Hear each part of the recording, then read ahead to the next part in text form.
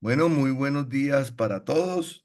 Hoy vamos a tratar y ampliar un poquito la información sobre la fisiología del envejecimiento que se presenta en los párpados inferiores y tendremos al doctor Gonzalo Fernández, residente de primer año del programa Pontificia Universidad Javeriana y Clínica de Oftalmología, eh, deleitándonos que en este tema tan interesante. Bienvenido, Gonzalo.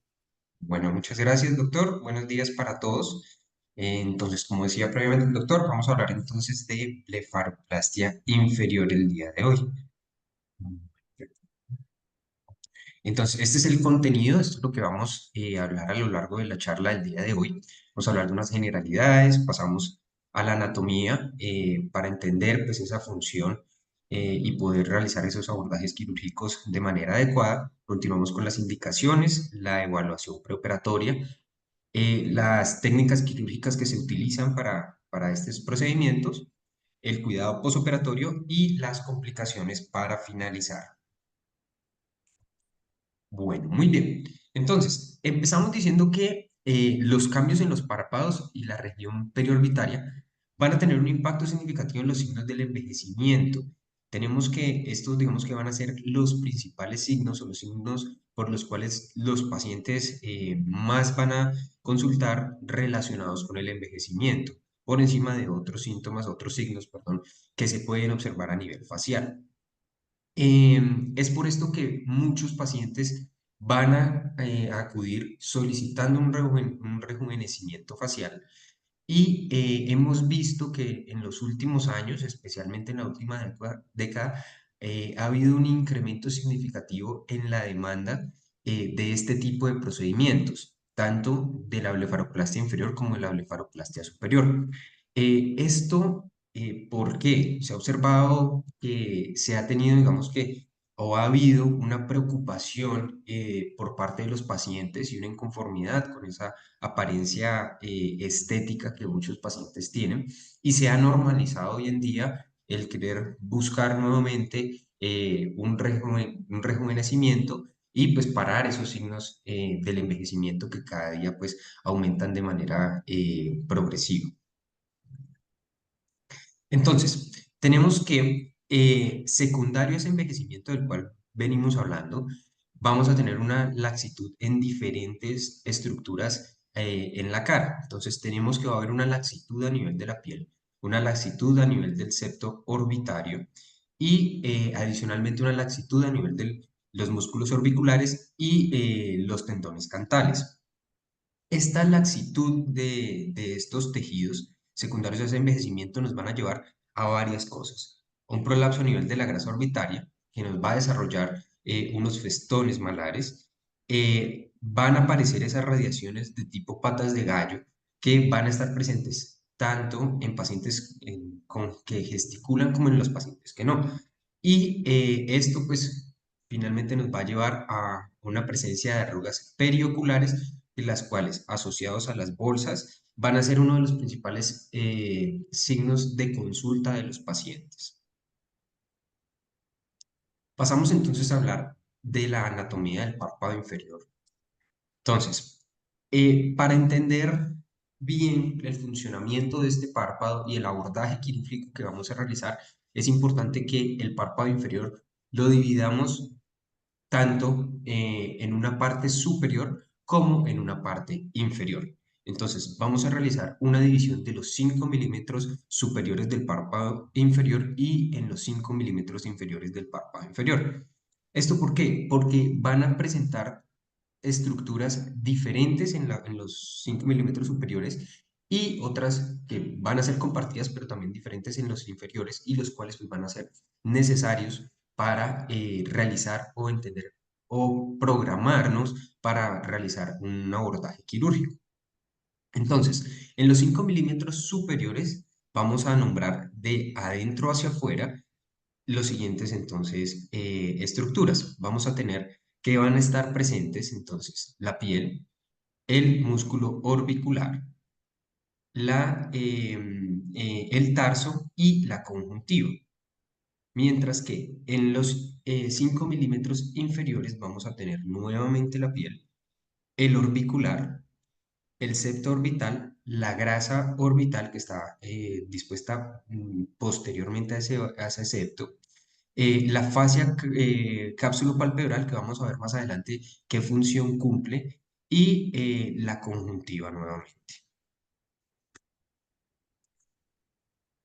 Continuamos entonces con el margen palpebral. Este va a ser una estructura fundamental a la hora de ver esos signos. Entonces tenemos que estar dividido en tres lamelas. Una lamela anterior, una lamela media y una lamela posterior. En la lamela anterior vamos a tener entonces lo que es la piel y el músculo orbicular. Y en esta lamela anterior también vamos a encontrar entonces incluidas las glándulas accesorias, como son la glándula de Sais y la glándula de Moll. La lamela media sería esta, las cuales estoy señalando acá en esta zona, la cual corresponde al septo orbitario, y la lamela posterior entonces va a estar compuesta por la conjuntiva y el tarso, donde se van a ubicar las glándulas de Meibomian. En cuanto a los músculos, entonces tenemos dos, los cuales van a ser importantes, un músculo retractor y un músculo protractor. El principal músculo protractor vamos a tener, que es el orbicular, ¿sí? El orbicular que va a tener tres partes, así como lo mencionábamos hace 8 días. Esta parte y el músculo orbicular inferior pues, va a estar igual dividido por la porción pretransal, la porción presentral y la porción orbicular. Estas tres porciones van a estar inervadas por el séptimo par craneal. Y en cuanto al músculo retractor, entonces tenemos la fascia cápsulo-palpebral, la cual va a cumplir como principal función la retracción del párpado, sobre todo cuando el paciente mira hacia abajo. En cuanto a los paquetes grasos, entonces tenemos que esos paquetes, como decía anteriormente, van a estar ubicados inmediatamente posterior al septo orbitario y van a cumplir una función de protección de los tejidos de la órbita. Tenemos tres paquetes, si los vemos en esta fotografía, pues tendríamos el paquete medial, el paquete central y el paquete lateral. Y ya en esta otra fotografía, pues tomada durante el procedimiento quirúrgico, vemos el paquete medial, el paquete central y el paquete lateral. Estos van a ser de suprema importancia para el abordaje quirúrgico, dado que y para los signos del envejecimiento, dado que esa herniación que produce va a generar entonces un prolapso de las estructuras intraorbitarias y van a generar esos signos indeseados. Hay dos consideraciones anatómicas importantes que tenemos que tener en cuenta a la hora de la resección o de pues, estar en el procedimiento quirúrgico como tal para evitar realizar eventos iatrogénicos. El primero va a ser el músculo oblicuo inferior. Este va a estar ubicado entre el paquete medial y el paquete central.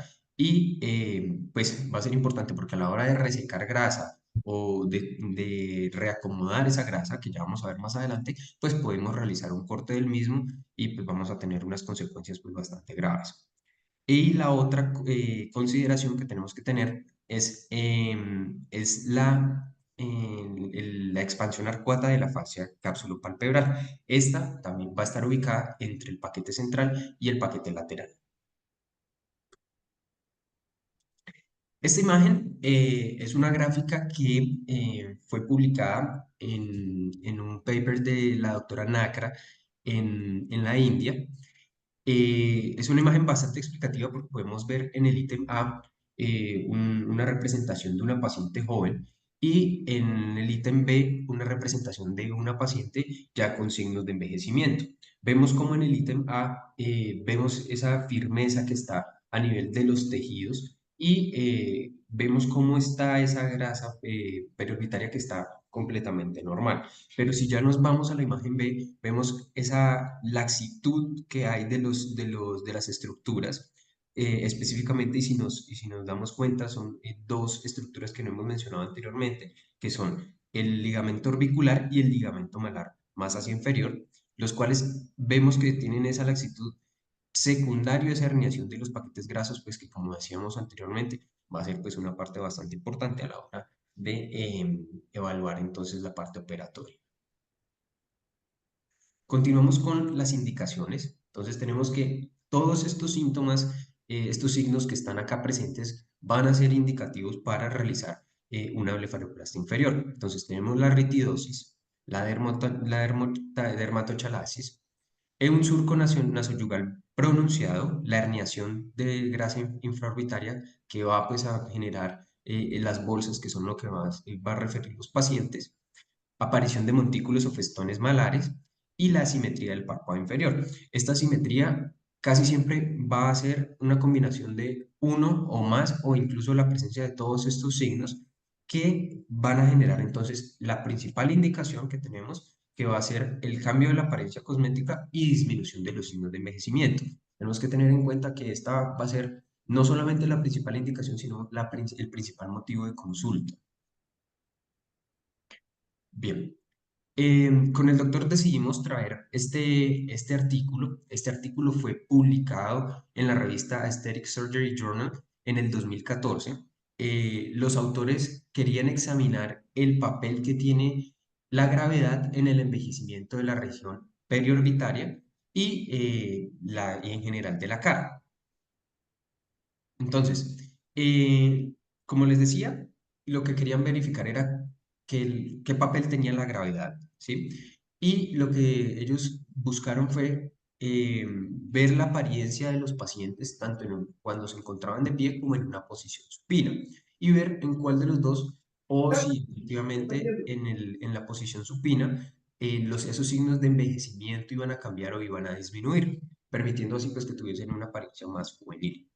eh, Se tomaron 61 mujeres mayores de 30 años que ya mostraran signos de envejecimiento en la región facial medial de la cara y excluyeron a todas aquellas pacientes que tuviesen ya un procedimiento estético previo.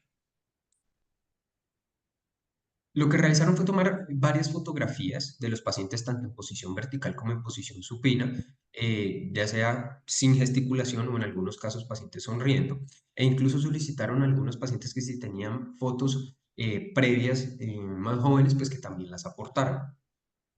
Quienes llevaron a cabo el estudio fueron tres examinadores independientes, los cuales calificaron mediante una tabla las características anatómicas que veían en los pacientes, tanto en una posición como en la otra. Entonces, evaluaron lo que era la posición de las cejas, la longitud y profundidad del surco lagrimal, el volumen de las mejillas, la presencia de bolsas malares y los pliegues nasolabiales.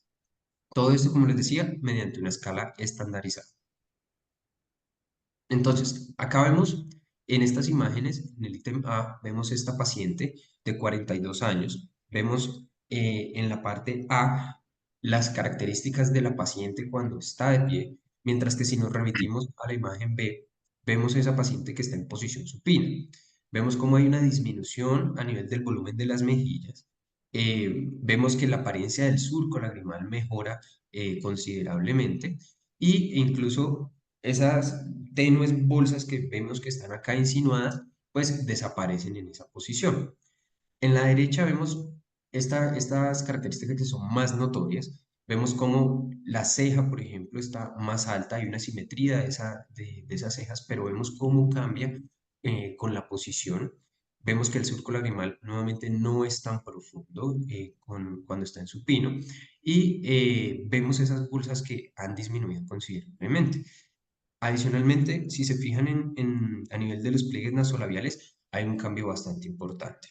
Entonces, digamos que es un pequeño ejemplo de todos los pacientes que evaluaron, donde realmente se dieron cuenta que todos esos signos, los cuales evaluaron de forma estandarizada, disminuyeron más o menos entre un 80 a un 98% únicamente con el cambio de la posición.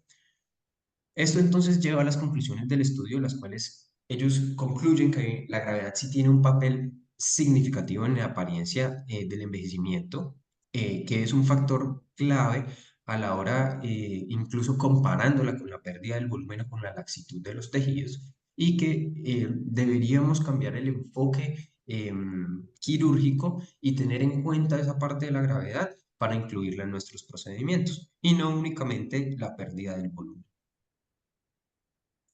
Bueno. Bueno, continuamos con la evaluación preoperatoria. Este es un ítem que va a ser de vital importancia porque a partir de aquí podemos planear una cirugía o qué abordaje le vamos a dar al paciente y cómo vamos a ayudar a ese paciente. Así como también, pues, digamos que evaluar las expectativas que tiene el paciente y nosotros como cirujanos, pues, tratar de llegar a ese punto. Entonces, vamos a evaluar el exceso de la piel, la cantidad de la herniación de los paquetes grasos, el tono horizontal del párpado inferior, el contorno del orbicular y la superficie ocular. Esto va a ser muy, muy importante y no hay que olvidar realizar este último ítem, del cual ya vamos a hablar más en detalle, porque en muchos casos podemos realizar algún tipo eh, de procedimiento el cual pueda terminar afectando la superficie ocular y esto vamos a ver que va a tener pues, consecuencias bastante marcadas en nuestros pacientes. Todos estos aspectos que vamos a evaluar es supremamente importante que lleguemos a un acuerdo con el paciente o que le preguntemos al paciente de todas estas características, de todos estos aspectos, cuál es el que más le incomoda, cuál es el que más le molesta. Porque de acuerdo a esa característica que el paciente quiere cambiar, pues es que vamos a necesitar o vamos a enfatizar más el procedimiento como tal. Entonces, en cuanto al exceso de piel, vamos a evaluar la cantidad de arrugas a nivel del área periorbitario.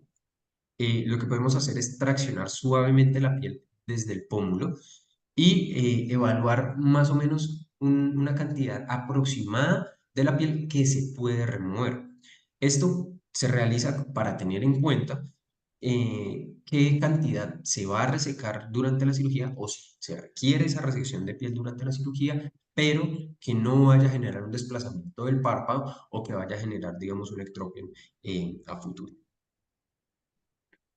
En cuanto a la herniación grasa, entonces tenemos que evaluar esta parte, mirar entonces al paciente, vamos a observarlo en posición primaria, de frente, y también hacia a 45 grados, tanto izquierda como derecha. Asimismo, también es importante que le pidamos que mire hacia abajo, porque con la mirada hacia abajo, como veíamos, el principal retractor, perdón, pues vamos a ver qué función tiene y si hay necesidad pues, de intervenirlo. Lo que podemos hacer para estimar el grado de esta herniación es clasificarlo de 1 a 4, siendo 1 lo más leve y siendo 4 lo más severo. Y evaluar cada uno de los paquetes por separado y clasificarlo por separado. Lo que podemos hacer es también generar una presión suave contra el globo para evaluar la firmeza de este septo orbitario. Esto va a ser importante porque cuando evaluemos esta firmeza, si vemos que no hay una adecuada firmeza del septo, pues podemos tener complicaciones en el posoperatorio inmediato, dado que al momento de incidir en el septo, podemos generar una nueva herniación. En cuanto al tono horizontal del párpado, entonces lo podemos evaluar mediante el snap test. El snap test lo que vamos a hacer es una tracción con el dedo pulgar hacia inferior y vamos a liberar al paciente, liberamos esa tracción diciéndole al paciente que no vaya a parpadear. Vamos a tener un snap test muy bueno cuando el párpado retrae inmediatamente sin necesidad del parpadeo. Vamos a tener un snap test moderado cuando el párpado va a empezar a retraer de forma más lenta sin la necesidad del parpadeo. Esto que nos va a indicar que hay que tener, digamos que una cautela a la hora de resecar la piel por, digamos que riesgos de generar estrógeno en estos pacientes. Y un snap test malo cuando no hay esa retracción espontánea del párpado y el paciente requiere parpadear para retornar el párpado inferior hacia a su posición normal. En estos pacientes es necesario evaluar si van a requerir una tira tarsal cantal durante el procedimiento de la blefaroplastia. En cuanto al contorno del orbicular, entonces vamos a evaluar la redundancia del orbicular y es necesario evaluar también este contorno cuando el paciente gesticula. Entonces vamos a solicitar al paciente que sonría para evaluar entonces la cantidad o del contorno que se presenta en estos pacientes. De acuerdo a los resultados que nosotros veamos, en esta evaluación, entonces vamos a requerir una resección o incluso en algunos casos una fijación al tarso. Si tenemos la presencia de festones orbiculares, pues también vamos a evaluar la necesidad de la resección de los mismos, pero en algunos casos esta resección no va a cambiar la apariencia estética del paciente y puede generar, digamos, complicaciones y retracciones en algunos casos, por lo cual es importante o evaluar o poner, digamos, que riesgo-beneficio la resección de estos festones. En cuanto a la evaluación de la superficie, entonces vamos a pedir al paciente, vamos a evaluar en este paciente la dinámica del parpadeo, evaluar cómo está el cierre palpebral, si hay alguna presencia del lagoftalmos y el grado del lagoftalmos que tenga el paciente, porque de acuerdo a esto, pues vamos a evaluar o vamos a ser más cuidadosos para evitar aumentar ese lagoftalmos, generar un lagoftalmos o en algunos casos, pues evitar retracciones del párpado inferior, que como vamos a ver más adelante, pues va a ser una de las complicaciones más comunes que vamos a tener durante estos procedimientos. Es supremamente importante que evaluemos el tiempo de ruptura de la lágrima, que pacientes que tienen un tiempo de ruptura disminuido, pues van a requerir tratamientos lubricantes más extensos y sobre todo en el posoperatorio inmediato, donde puede haber lagoftalmos transitorios. Adicionalmente, vemos que los pacientes, sobre todo de mayor edad, que ya tienen como un factor de riesgo un ojo seco asociado, la gran mayoría de veces evaporativo, entonces tenemos que evaluar el Schirmer y tenemos que tenerlo en cuenta para el tema del posoperatorio y pues de ahí en adelante. Esta parte es de vital importancia, digamos que es vital que se incluya durante la evaluación preoperatoria y es evaluar qué expectativas tiene el paciente versus lo que le puede ofrecer el cirujano, ¿sí? Es importante no ofrecer, digamos, o no dar, digamos que unas falsas expectativas por lo que puede esperar el paciente más adelante y lo que esto puede llevar. Es supremamente importante que siempre haya una documentación fotográfica de la parte preoperatoria y de los controles posoperatorios. Siempre se debe firmar el consentimiento informado, no solamente digamos, del procedimiento como tal, sino pues de todo el tema de toma de fotografías y todo lo que esto conlleva. Previo al procedimiento siempre debemos realizar una discusión del mismo, explicar al paciente qué abordaje vamos a realizar, el por qué se va a realizar el abordaje y qué es lo que se va a tocar o que se va a resecar durante el procedimiento como tal. Y de acuerdo a esto, pues dejar muy claro cuáles son los riesgos que se pueden presentar y cuáles son las complicaciones que se pueden llevar a cabo, digamos que durante el el acto quirúrgico como tal. Muy bien. Bueno, este quedó quedó adelantado, pero bueno, hablemos entonces del cuidado posoperatorio de una vez. Entonces, lo ideal es que durante los 3 primeros días posoperatorios se puedan aplicar hielo, ¿sí? Ya sea directamente aplicado como compresas o envuelto pues en unas toallas o con las gafas de gel que podemos ver en muchos productos o que se pueden conseguir en el mercado. Esto pues para reducir el edema posoperatorio inicial. Vamos a pedir entonces a los pacientes que puedan realizar una limpieza de la incisión, sobre todo pues o principalmente en las blefaroplastias transcutáneas, con unos copitos húmedos. En caso de que la blefaroplastia sea transcutánea, vamos a pedir al paciente que aplique un ungüento antibiótico cada 8 horas, ¿sí? Esto durante 7 a 10 días aproximadamente. Mientras que en los pacientes en los cuales se realiza un abordaje transconjuntival, pues vamos a iniciar un tratamiento antibiótico tópico también cada 8 horas y durante el mismo tiempo. Como les decía anteriormente, es el agoftalmos transitorio que se puede generar por el edema o por la debilidad del orbicular. Va a requerir entonces que los pacientes utilicen lubricante para evitar esas queratopatías exposicionales. Entonces, lo ideal es que se apliquen un cada 4 a 6 horas, mientras el agoftalmos resuelve en caso de que esté presente. El retiro de sutura se realiza entre 7 a 10 días y también es importante que les podamos ofrecer a los pacientes drenajes linfáticos como coadyuvante para el tema del edema posoperatorio. Bueno, en cuanto a la técnica quirúrgica, entonces vamos a hablar de los principales dos abordajes que teníamos, que va a ser la transcutánea y la transconjuntival. Entonces, empezamos con la blefaroplastia transcutánea. Entonces, lo primero que vamos a hacer pues, es la aplicación de anestesia tópica. Vamos a iniciar con una gota de proparacaína tópica en el saco conjuntival para después aplicar entonces una inyección directa en el foramen orbitario. Este lo vamos a colocar 1 centímetro por debajo del borde orbital inferior. Eh, Vamos a colocar una inyección adicional en la región preceptal del párpado y vamos a realizar una presión muy sutil en esta zona de inyección para minimizar el hematoma que se puede generar directamente sobre la piel.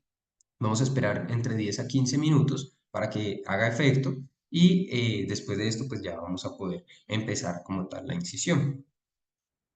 Es importante que se haga pues un marcado previo de la zona que se va a resecar, ¿sí? Esto, pues lo ideal es que se realice con el paciente en una posición sentado, que es donde, pues, como veíamos anteriormente, se van a presentar esos signos de laxitud y esos signos asociados al tema de gravedad. Entonces, es importante que se realice con el paciente sentado previo a la anestesia. Nunca marcarlo, pues, cuando el paciente ya esté como tal, pues, acostado en el quirófano. Podemos utilizar algo que vemos ahorita aquí en la fotografía y es la técnica del pellizco de piel. Eso pues nos permite evaluar cuál es la laxitud de la piel y en ausencia pues como tal del prolapso de la grasa. Esto nos va a ayudar a identificar también la cantidad de piel que podamos resecar durante el procedimiento. Y una vez ya hayamos hecho todo esto, podemos iniciar con una incisión corta en la piel del canto lateral. Vamos a realizar entonces posteriormente a esto, como lo muestra la imagen, una incisión subciliar con tijera de hueso. Entonces, lo ideal es que vamos a acceder al párpado inferior con elevación de la piel, pero fuera del orbicular para evitar lesionarlo. Entonces, vamos a realizar una incisión conservadora donde vamos a resecar la piel que sea redundante y como decíamos, sin tocar el orbicular. Esto pues se va a realizar inferior al margen tarsal y anterior al septo orbital. Usualmente lo que se hace es que se eleva la piel con una punto 12 y lo que va a hacer el ayudante quirúrgico es traccionar suavemente el párpado inferior hacia superior para poder exponer adecuadamente los tejidos y poder realizar una resección más adecuada sin realizar o sin generar daños adicionales, pues. Vamos a pasar entonces a la disección y a la incisión.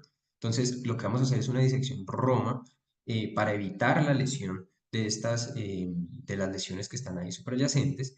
Y vamos a generar entonces, o vamos a formar un colgajo piel músculo sobre el orbicular pretarsal. Esto lo que va pues, a permitir es que haya una mejoría funcional en el postoperatorio y que la apariencia o haya una mejoría estética en el área infraciliar. Vamos a utilizar el cauterio para el control del sangrado, que va a ser supremamente importante pues, para poder ubicar mejor los tejidos, ¿sí? Y una vez ya hayamos hecho esto, vamos a pasar a realizar una incisión del septo sobre los bolsillos o sobre los paquetes grasos de cada uno. Vamos entonces a traccionar suavemente cada uno de los paquetes y vamos a ya sea a cortar o a resecar estos paquetes o a reubicarlos para entonces identificar esa herniación de la grasa. En cuanto a la resección, entonces vamos a sujetar con el hemostato, vamos a realizar un corte y con el bipolar a realizar una cauterización a nivel del muñón. Es preferible que primero se levante la grasa y se cauterice la base antes de generar, digamos que, o antes de resecarlo con la tijera, esto para minimizar la tracción que el paquete puede, o que la grasa herniada puede generar. Y vamos entonces a remover primero el paquete central y luego de esto verificar si los paquetes medial y lateral también tienen algún tipo de prolapso o de herniación que vayan a requerir ya sea resección o transposición de los mismos. Entonces, posterior a esto vamos a evaluar cómo está el contorno. Entonces, vamos a realizar una presión suave a través del párpado superior para evaluar cómo está esto.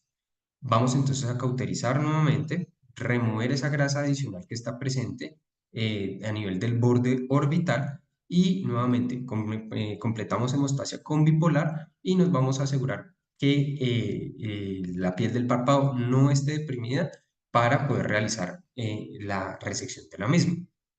Entonces, lo ideal en este momento es pedirle al paciente que mire hacia arriba, abra la boca un poco pues para simular el efecto que tiene la gravedad directamente sobre esto, porque pues veíamos anteriormente la importancia que esto tiene, y vamos a hacer un rapeado de la piel excesiva en dirección supratemporal y el corte con la tijera para igualar esa incisión infraciliar que se realizó previamente.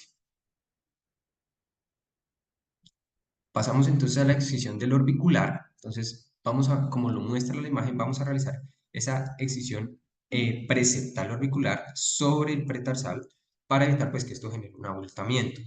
Y en sí, como les decía anteriormente, si hay presencia de festones, pues entonces vamos a realizar una pequeña variación donde vamos a suturar el borde lateral del orbicular al borde orbital lateral para pues mejorar o generar, digamos que una tensión y mejorar esa apariencia de los festones, teniendo en cuenta que puede que estos no desaparezcan con esta variación de la técnica.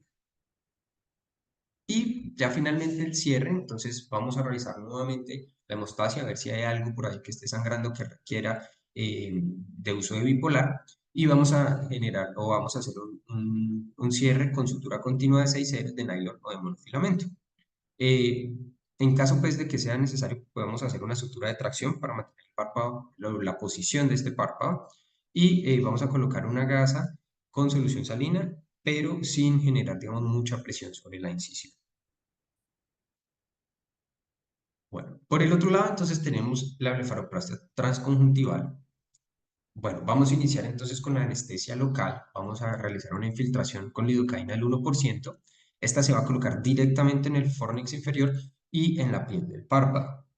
Y vamos a aplicar 0,2 mililitros adicionales en cada uno de los paquetes grasos que se va a evaluar. Para la incisión, entonces vamos a realizar una incisión preseptal de 4 a 6 milímetros inferiores al tarso, esto pues a través de la conjuntiva tarsal, y vamos a utilizar entonces la cauterización para tener pues, mejor hemostasia, dado que si se hace realmente con las tijeras, pues podemos tener, digamos que mayor sangrado, y este mayor sangrado que no nos permita una adecuada visualización de los tejidos. Vamos a generar un prolapso de la grasa, vamos a hacer una presión suave sobre el globo ocular, tal y cual se hizo en el abordaje transcutáneo, para permitir que haya el prolapso de los paquetes grasos, como vemos en la imagen superior, ¿sí? Y una vez ya tengamos ese prolapso, pues vamos a generar una resección de los mismos, ya sea pues si se resecan o si se transponen, como vamos a ver ahorita. Eh, Teniendo en cuenta esa referencia anatómica que veíamos cuando hablábamos de la anatomía, hay que identificar el oblicuo inferior para preservarlo y pues no vamos a generar un corte del mismo, generando complicaciones. ¿Listo? Entonces, como les decía, podemos tener una resección de esa grasa o un reposicionamiento de la misma. Entonces, para generar, o si vamos a generar una resección, entonces, una vez se realice esa presión suave para generar la herniación, entonces ahí es donde vamos a generar esa resección cuidadosa y digamos que en algunos casos incluso que sea pues poca por los problemas que hemos visto, o de los cuales hemos hablado.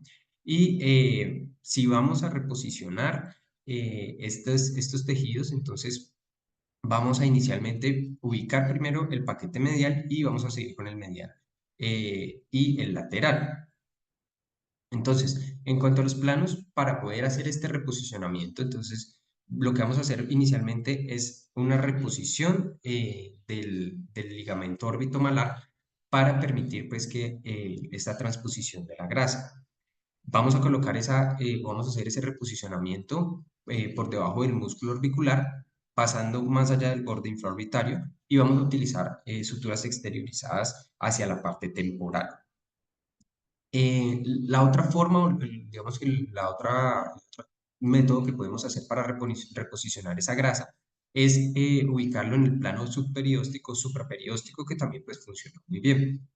Y esto lo que va a permitir es que el borde orbital inferior se vaya a enmascarar y vamos a generar esa apariencia pues más revitalizada en la parte media del rostro. Acá entonces tenemos este video que es cortesía del doctor Quintero, donde vemos múltiples abordajes que él realiza. Entonces, por ejemplo, en este principal vemos el deslizamiento a nivel de la grasa medial, vemos las suturas de las cuales hemos venido hablando, ¿sí? Y cómo pues, él las ubica. Vamos a adelantar acá.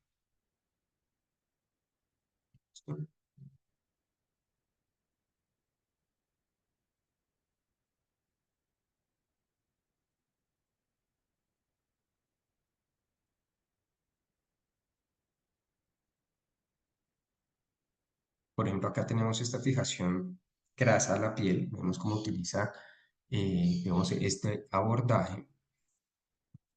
Mm,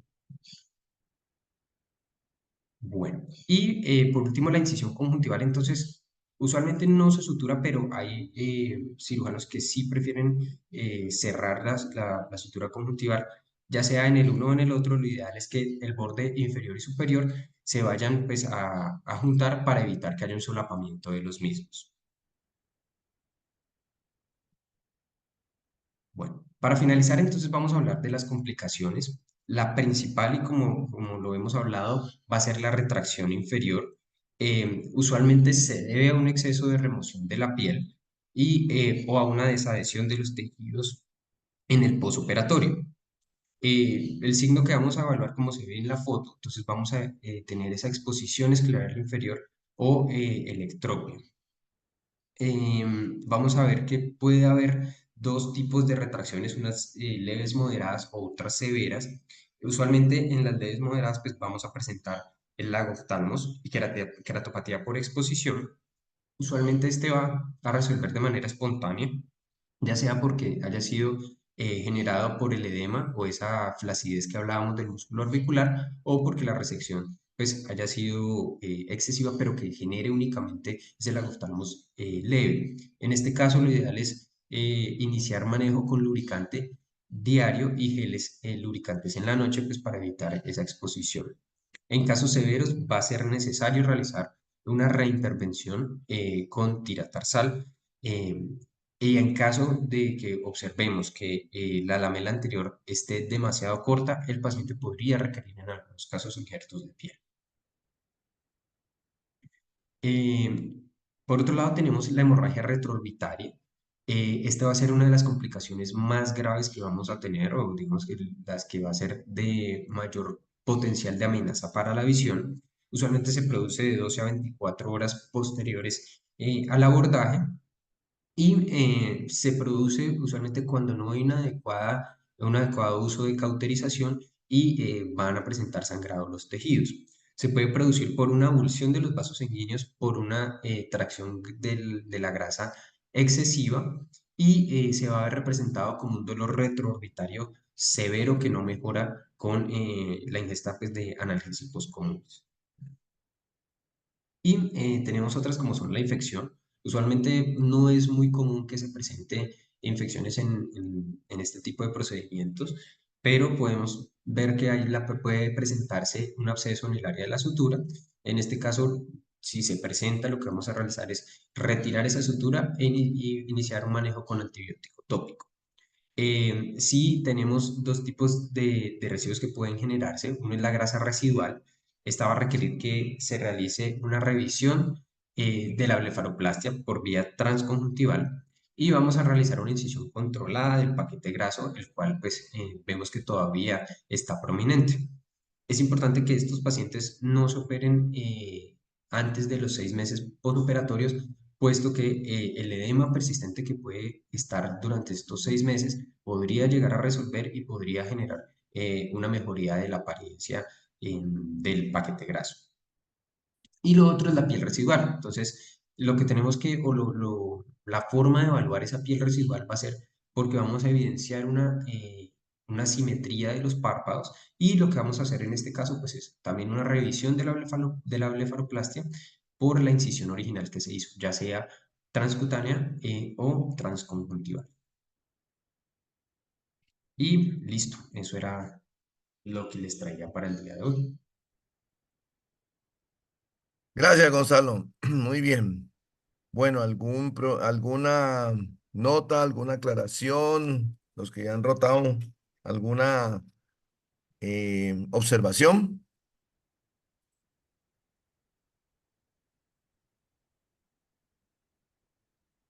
Yo creo pues que lo más importante siempre que evaluemos un paciente para cualquier tipo de cirugía es tener en la mente como el orden de lo que debe mirarse, evaluarse y explicarle al paciente como lo explicó el doctor Gonzalo. Y entonces en blefaroplastia inferior, que es uno de los cirugías frecuentes que hacemos los oculoplásticos con fines completamente cosméticos, pues a veces uno habla muy claro con el paciente y uno le dice que tiene la piel flácida, que le sobran, que tiene bolsas de grasa herniadas, que tiene el tono del párpado inferior descendido y que es mejor hacer algo ahí, que tiene además una alteración que enmascara el cuadro, que es esa hipertrofia del músculo orbicular que a veces operamos el paciente y nos queda muy bien, y el paciente se sonríe y se forma este rodete muy cerca al margen palpebral y la gente te dice que fue que le dejamos grasa, no, no confundir la hipertrofia del músculo orbicular con la grasa que está posicionada mucho más abajo. Y siempre que vamos a operar a un paciente, evaluar la superficie corneal, como muy bien lo dijo Gonzalo, porque estos pacientes, a veces con las alteraciones que se puedan dar, que son leves, pero las hay, el proceso inflamatorio de la cirugía, empeoran su ojo seco y su resequedad. Entonces, tener muy en cuenta eso. Eh, en las abordajes del párpado inferior, pues tenemos dos, la blefaroplastia subciliar o transcutánea y la blefaroplastia transconjuntival.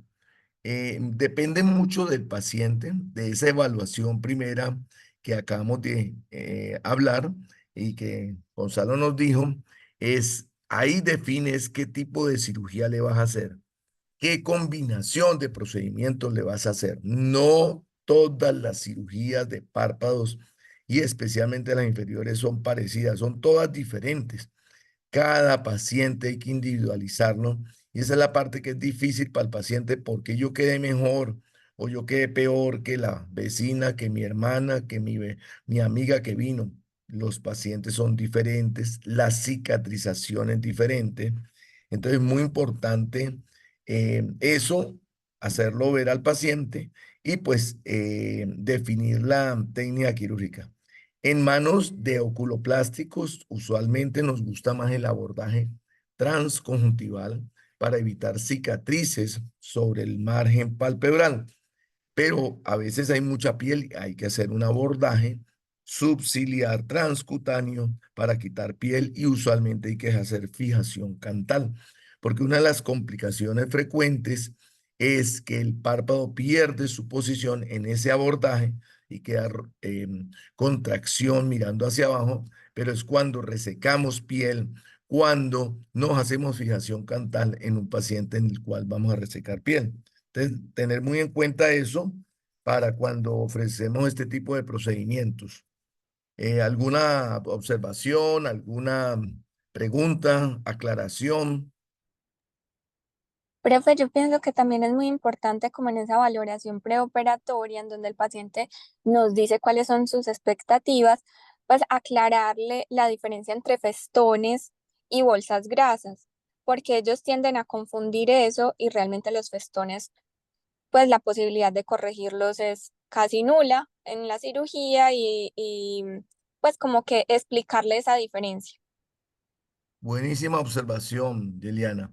Es uno de los dolores de cabeza, es que cuando tenemos todo este proceso que describe Gonzalo en la fisiología del envejecimiento, pues se va generando toda esta caída de tejidos y en la parte malar, esta parte malar, se genera un cambio y una predisposición a que aparezcan los famosos festones. Y estos festones, si uno no le explica al paciente antes de cirugía que tiene festones, usted no sabe qué hacer con ese paciente después. Entonces, bien importante esa observación que nos hace Yeliana de no olvidar los festones. ¿Qué hay para los festones? Poco. Es una cuestión en la cual hemos hecho de todo, donde se tracciona a veces la piel para subirla, entonces uno usa hilos de dermosustentación, se ha usado radiofrecuencia con microagujas y nutrición con plasma rico en plaquetas para mejorar eso, se ha usado el láser de CO2 para hacer una tracción de la piel y la misma blefaroplastia con fijación cantal y levantamiento del sub, que es que los tejidos profundos los levantamos y hacemos esta tracción y tienden a mejorar, pero no desaparecen. ¿Alguna otra observación? Manuela, Federico.